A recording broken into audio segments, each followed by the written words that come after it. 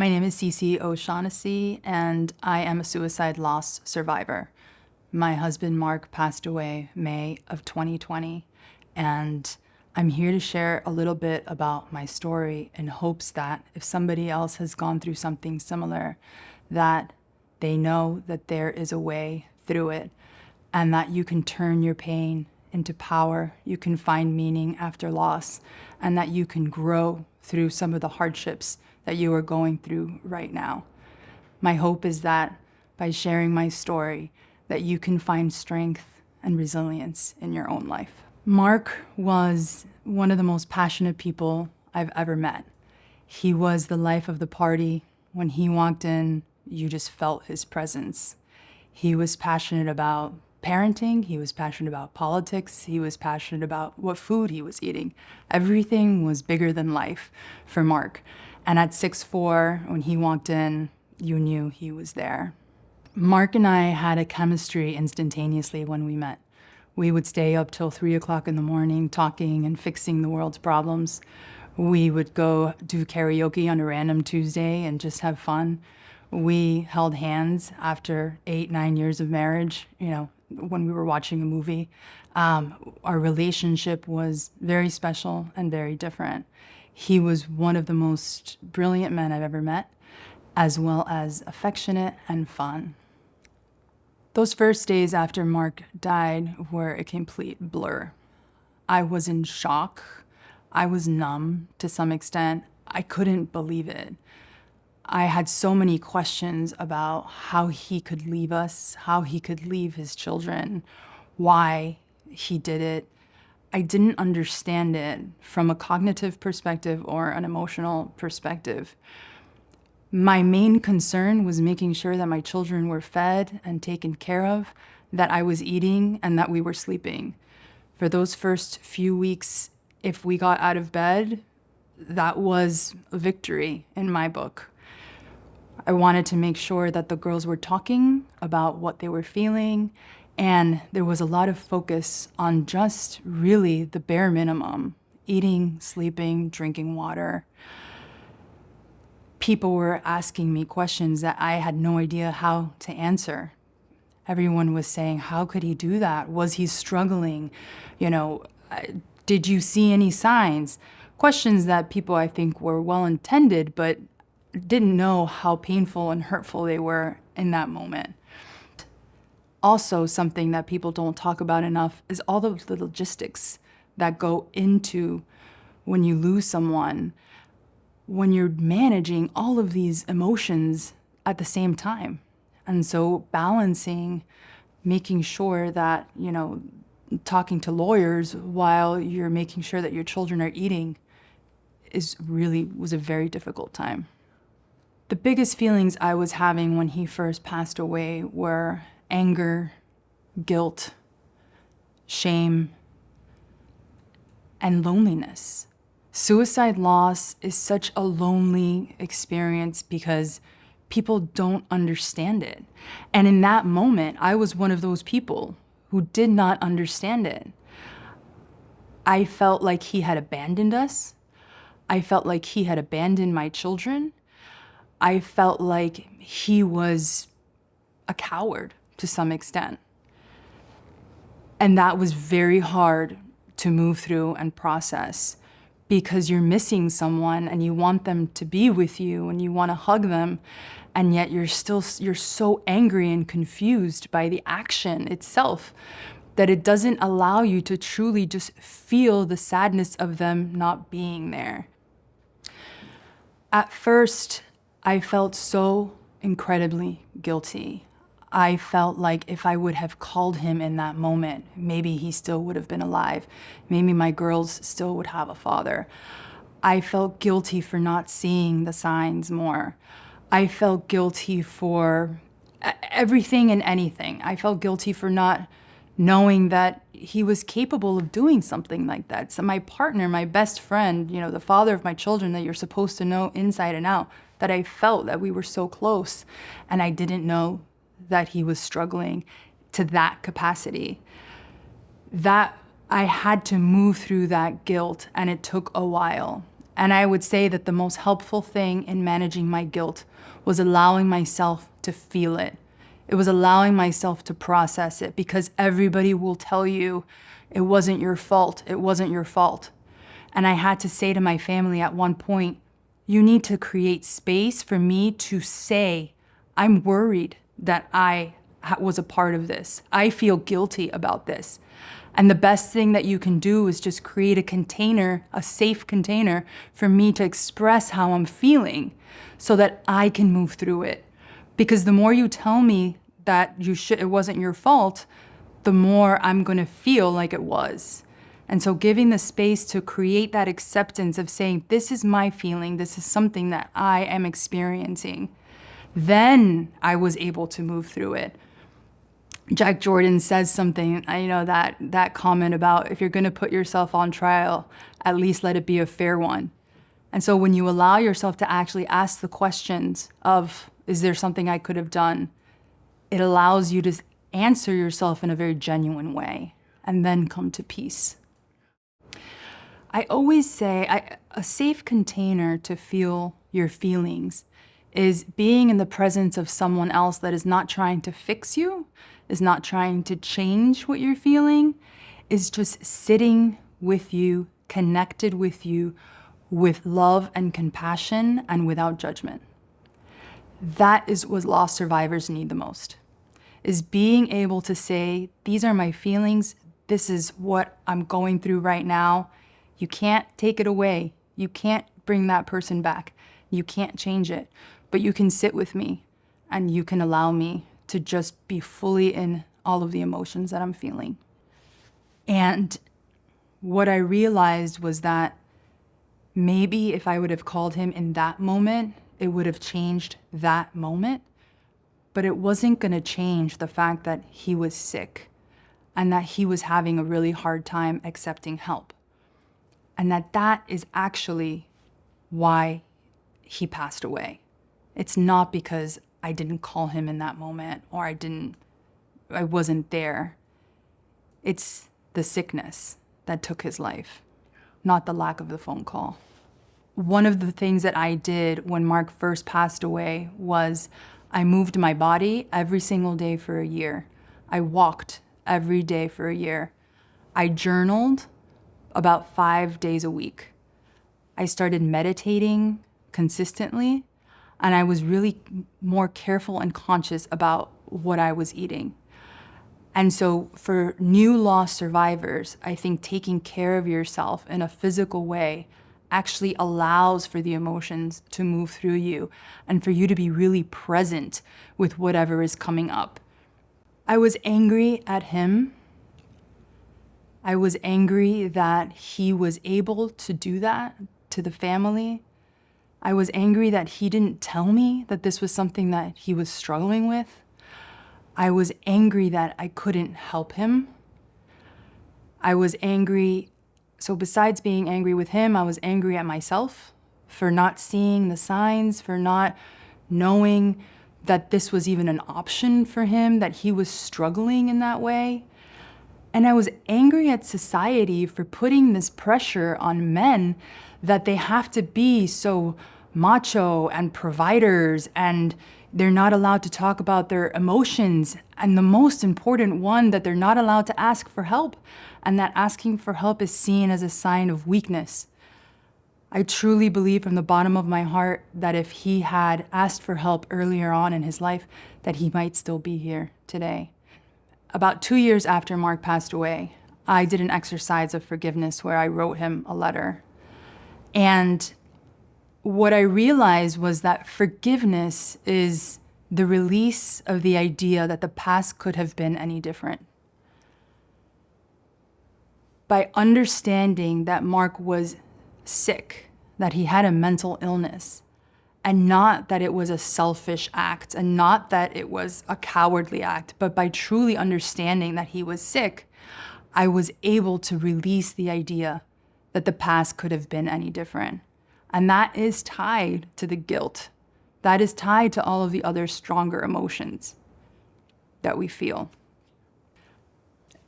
Today, I can say that there was nothing to forgive, Because when somebody dies by cancer or a heart attack, we don't feel like we have to forgive them. They died from a disease. And when somebody dies by suicide, they died because they were mentally ill. And so today I can look back and say, there's nothing to forgive. He was sick, and his sickness took his life. None but ourselves can free our minds. Have no fear for atomic. I think understanding mental illness is a responsibility and a process.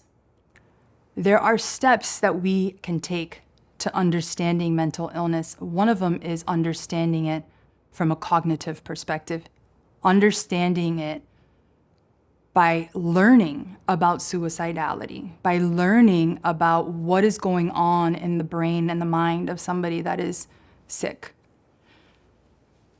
When we do that, we take away this pressure to understand them in a way that they did this to us, right? It takes away the component of that it was a selfish act. So learning about mental illness helps us move through that. Loneliness was one of the most difficult emotions that I experienced because your partner touches all different aspects of your life. Not only did I miss him as a partner, but I missed him, being the father of my children and sharing responsibilities at home. And that created a different level of loneliness. What I learned about loneliness in those first few months is that there's a difference between being alone and there's a difference between being lonely. And loneliness is actually a need for connection. And so in those moments, I was able to learn that about myself and connect with communities that understood what I was going through, to reach out to family when in the past I probably would not have done that. So if and when you're feeling that loneliness, it's a sign that you need connection, but you get to choose the community that you do that with. In grief, there are secondary losses. And I think a part of me died when Mark passed away. That idea of happily ever after, that idea of the family unit, that idea of, it's us forever. And I had to grieve not only him, but I had to grieve the idea of what I thought my family life was going to look like for the rest of my life. One of the challenges that I face moving forward is the idea of leaving him behind. I struggled with that a lot, of feeling like he was no longer active in my life and that I was leaving him. And what I realized was that you don't ever move on in your life after a loss like that. You move forward with them in your heart. Something that I found very interesting was that my part of our relationship was still alive.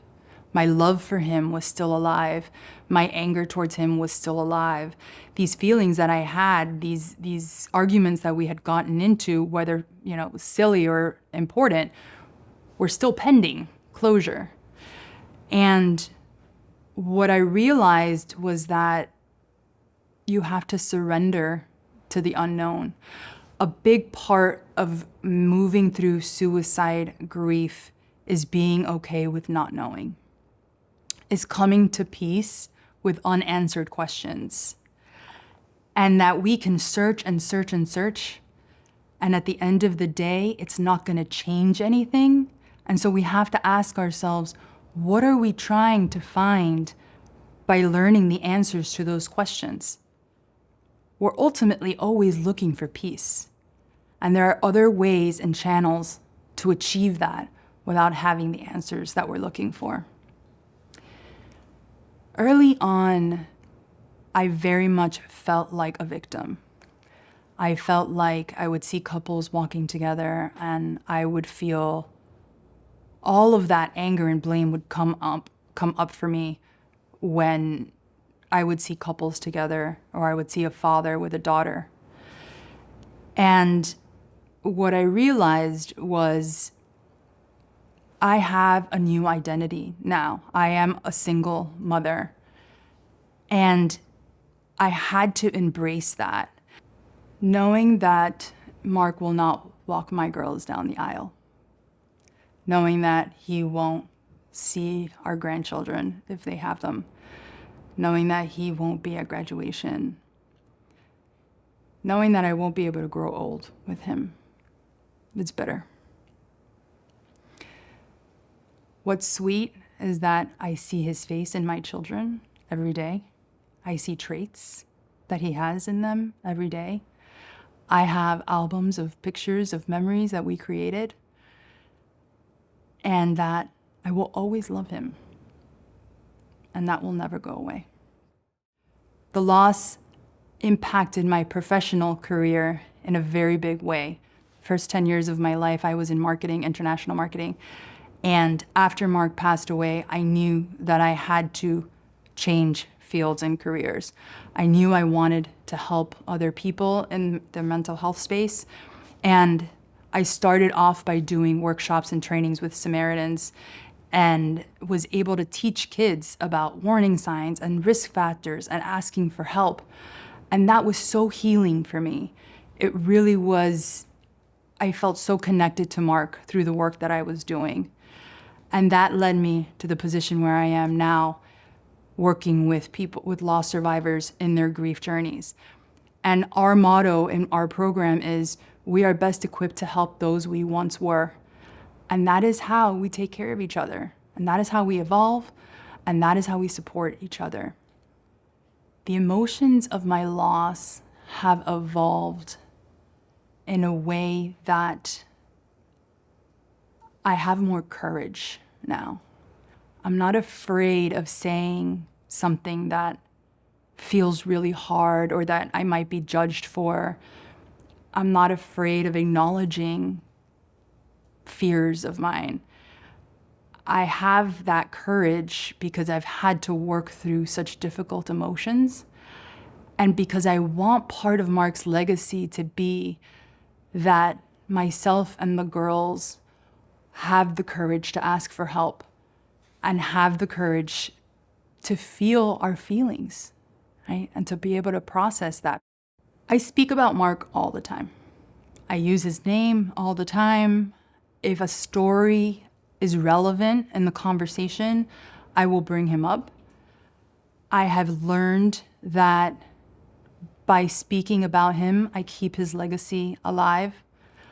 I also teach the girls that it's okay to talk about him, and actually it's really important to keep saying his name, and that if it makes someone else uncomfortable, then that's okay. I speak about Mark's suicide when the conversation invites it, or when it's appropriate. I will never shy away from talking about the suicide. I use the word all the time. I want Mark to be remembered for the loving and passionate and fun guy that he was. He could talk to anyone, he can connect with anyone, and he really cared deeply about people. He really felt other people's pain. He really felt other people's sadness on a level that now I understand why. He just loved getting to know people, and he was genuinely interested in your story and what you had to say. And so I hope people will remember him in that way. I miss him immensely. I would give anything to give him a hug. I would give anything to dance one more time with him. But feeling the shame and the guilt is not gonna do any of those things. And so where I am now is that I'm at peace with feeling the sadness. I'm at peace with missing him. And I do certain things to connect and spend time with him. So I have a playlist that I listen to of our songs. I will write to him. I'll speak to him, and in a really, I have a sense of gratitude for the children that he gave me, and I have a sense of gratitude for the times that we spent. And I know from the bottom of my heart, I will never meet anyone like him ever again. And that's okay. I would have spent 9 years, 10 years with him over a lifetime with anyone else. Early on, after Mark passed away, it was very much about Mark's story. What happened to Mark? What was going on with Mark? Understanding that it's not only his story, but that mine mattered too, was a very healing moment for me. And it was that it didn't have to be one or the other, that both mattered, and that there were components of it that were intertwined, but that there was also a component that I still get to tell my story. I still get to create my story, and that my healing from this could actually really help me evolve and be a better person than I was before. Anniversaries can be very difficult. It brings up a lot of emotions that what I realize now have always been there. It's just an excuse to feel them a little bit more. But it's not a new emotion. It's just amplified, magnified, times a million. You feel it a lot stronger. And so what I do on those days is I emotionally prepare myself. I know it's going to be a difficult day, and I connect. And whether that means meditating or whether that means journaling, we have certain traditions that Mark enjoyed doing. So he loved taking the girls for pancakes in the mornings. So on the anniversary of his death or his birthday, we go have breakfast for dinner. We go to IHOP and we enjoy pancakes. On our anniversary, I have a photo album where I go through pictures of our wedding day, and I just remember how much fun it was and spending time with him and sit in the memory of that joy. In the beginning, I wasn't able to do that, and I honored that. And I think one of the most important things about your grief journey is that you have to honor wherever it is that you are. So if you're not ready to celebrate an anniversary, that's okay. If you're not ready to acknowledge a birthday, that's okay. You can tell people, I'd rather be by myself today, or you can reach out and say, I need some extra support. And that's really important on big days, anniversaries and birthdays and that kind of thing, is really being honest with yourself about what you need in that moment and then asking for it. Support system today allows me to be who I am. They meet me where I am.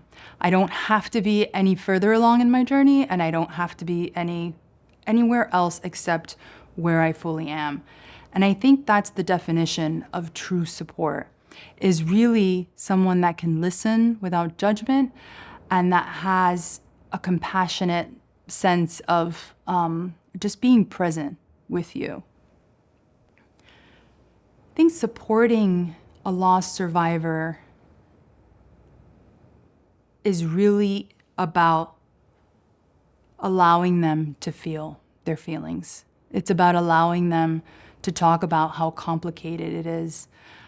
It's about sharing stories sometimes about your own loss and connecting in that way. I learned that one of the most important things was getting help from other loss survivors in community. Connecting with other people that had had a similar loss was very, very helpful. If you've had a loss, the one thing that I would love to communicate to you is that you can move through this, that there is hope, and that through community and connection and support, you can move through those very, very difficult feelings. I know firsthand how hard it is, and I know firsthand how sometimes you just don't even want to get out of bed. But you can. And one of the things that I have learned in my grief journey is that life is precious and it is a gift, and that grief will crack you open and change you forever, but that you get to decide in what direction that is, and that it can actually help you grow stronger and more resilient. If you have had a loss to suicide, I want you to know that you're not alone. My heart is with you, and I know how hard and painful the struggle may be. I also want you to know that there is hope, and that you have the ability to move through this. Through community and connection, you can move through the pain and the sorrow that you may be feeling right now.